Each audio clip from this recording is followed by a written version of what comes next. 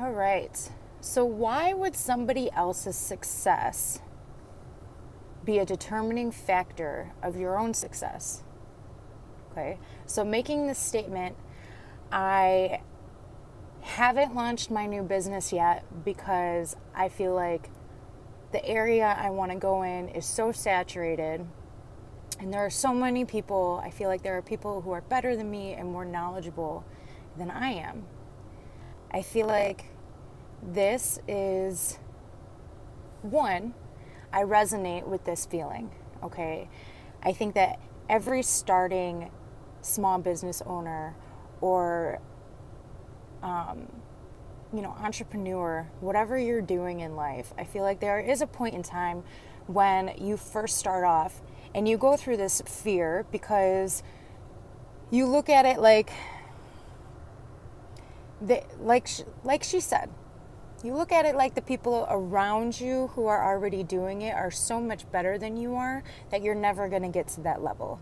You feel like there are so many people who already do it so good. Why would anyone pay attention to me? Well, let me tell you something. This is such a lame excuse. I can't handle it, okay? I used to have this excuse, so I'm not preaching to the choir right now. I'm preaching to myself. This is a lame excuse, okay? Why would this be something that holds you back? Why would somebody else's knowledge be something that holds you back in your own business? This should never be an option because knowledge is accessible to everybody nowadays. All you have to do is Google it. I mean, that's like a phrase, Google it. If you don't know something, Google it. Buy a book. Read about the people who have already done it. Knowledge. You should fall in love with knowledge. The gaining of knowledge, even if you launched a business, right? And it failed like I did. My first business failed, okay? I have experience with this. My first business failed, but the knowledge of what I have to do in order to make my business thrive and what I'm doing now is knowledge that I would have never gained if I didn't try in the first place. Okay? And just because you don't have all of the knowledge, you're not considered an expert yet, should not hold you back from launching your business. And if you're waiting to be the expert, you will never ever launch your business. I'm sorry to tell you, but it's the truth. You won't, because you will always have that excuse. This person is better than I am. Okay, they might be better than you are at that business, but how did they get there? Everybody had to start somewhere. Nobody opened up a business and then all of a sudden it was just like this magical thing. You know, this is a part of marketing nowadays, you know.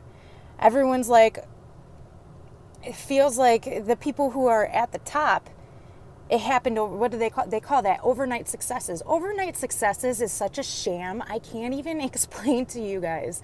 It is such bullshit. Overnight success is bullshit. Okay? Even Mark Zuckerberg, who started Facebook, it wasn't an overnight success. He started small, he worked with a network of people, of college students, and then he branched out from there.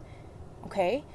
Overnight successes is bullshit. If you're not willing to go through the work to gain the knowledge, to be confident enough to be able to launch your business, you're not going to do it. You're never going to do it. That's always going to be a fear. It's always going to be an excuse. I feel like it's an excuse. Okay? It really is. It's an excuse. Confidence. Confidence and curiosity is key. If you are looking at somebody else like they're better than me, so I should, this is like, okay, this would be like knowing that you're 100 pounds overweight, right?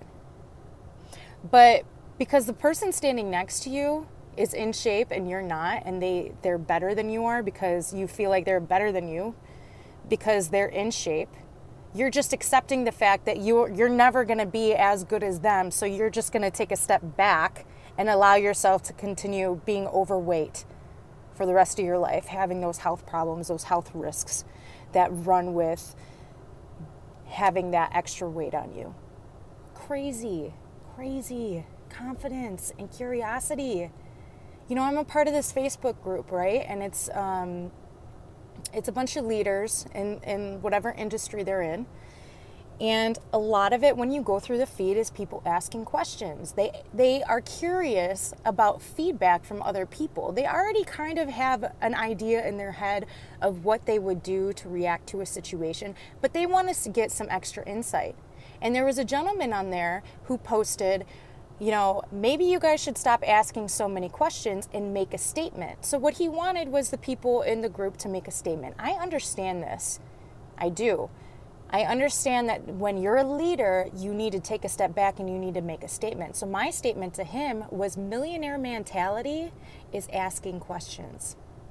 Now, he didn't like this too much, but that's what it is. And this statement doesn't have to be millionaire mentality. This statement can say, anyone who wants to grow in life asks questions. Curiosity. They're constantly asking questions. How can they make themselves better? How can they do this to get a different reaction? How can they do that to get a different outcome? How can I get myself a better result from the situation that I'm in currently? How? Why? This is something, confidence and curiosity is key, okay? This is key. Don't let your confidence be so low that you never try what you're trying to do. You have to try what you're trying to do. If you don't try, you don't know if you're ever going to be successful. And if you don't have the drive within yourself to have that knowledge that, yes, I tried, but I failed, at least I could say I tried. At least I can tell you guys I tried. I failed, but I tried. And I gained the knowledge in the meantime. So don't ever let your lack of confidence, your supposed lack of knowledge, hold you back. And if you have a lack of knowledge, do what you can to gain that knowledge. One insight tip that I do personally: if you feel like you're competing with a saturated market, okay, and you feel like people have more knowledge, like she said, more knowledge than you, better than you are, instead of following a bunch of people on Facebook or Instagram that just post selfies all day long and mindless, useless shit, follow the leaders of the industry that you want to demand. Okay, follow the leaders of the industry. If you are in social media marketing, follow Ty Lopez, follow Chris Record if you want to have a Shopify store. Find the leaders. If you want to own a clothing line, Damon John, follow the leaders. Okay? If you want to learn how to gather people's attention and hold their attention, you need to be following Gary Vee. Okay? I'm telling you, follow the leaders. See what they are doing on a daily basis. Look at what they're posting. What are they posting? What are they doing? If you want to be in the restaurant industry, follow a top restaurant in the city that you live in. What are they doing to cause so much attention and to get the clientele that they have? If they don't have a very active Facebook, which if they don't, that could be an income opportunity for you. You just have to figure it out.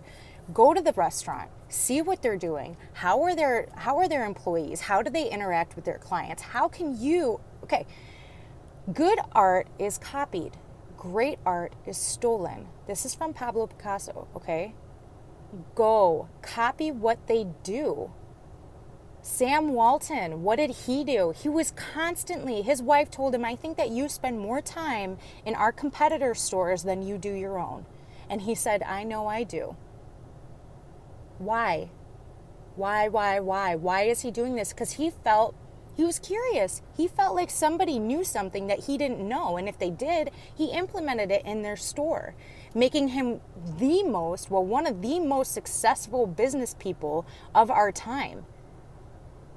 Jeff Bezos is right behind him. But you want to know what? Jeff Bezos utilized Sam Walton as a mentor. Not physically. He didn't know Sam Walton. Unfortunately, Sam Walton passed away before Jeff Bezos had the opportunity to meet him. But how did he use him as a mentor? He bought a book, Made in America, written by Sam Walton on his deathbed, And he read the book over and over and over and over again. He utilized this book and Sam Walton's biography, Made in America, as a mentorship, as something that he can learn from. If you want to learn from somebody and they are not readily accessible, buy a book. I'm telling you, anybody who is worth listening to, and I actually got this from Ty Lopez, again, the 67 Steps program. Go do it. If you want to learn from somebody who is no longer around but actually made a real impact on this world, I can guarantee you they have a book. Get the book. Read the book. Even if they're in an industry that you don't generally want to be in, but they're successful, get the book. Read the book. Do something. That knowledge is something that nobody can take away from you. Nobody can take away your knowledge. Knowledge of effort is, I think, some of the best knowledge that you can gain. Okay? You're making an effort. You're trying. Do not let somebody else's success hinder your own. I mean, that's just not. If that's your mindset, you're never going to go anywhere. I'm sorry. But that's always going to be a hindering factor for you. You need to change that ASAP. Okay? My rant is over for the day. If you guys want to watch me live or follow me on my Facebook at Aspiring Sarah D, on my Instagram at Aspiring Sarah D, I post quotes. I do little videos, and of course I have this YouTube video. So remember, like, subscribe, leave me a comment, and I hope you guys have a good day. Again, gain that knowledge. Fall in love with knowledge. Be curious. Sherlock Holmes was curious. He was aware of his surroundings. Become aware. Awareness should be a top priority for you. Okay? Love, love. Hope you guys have a good one.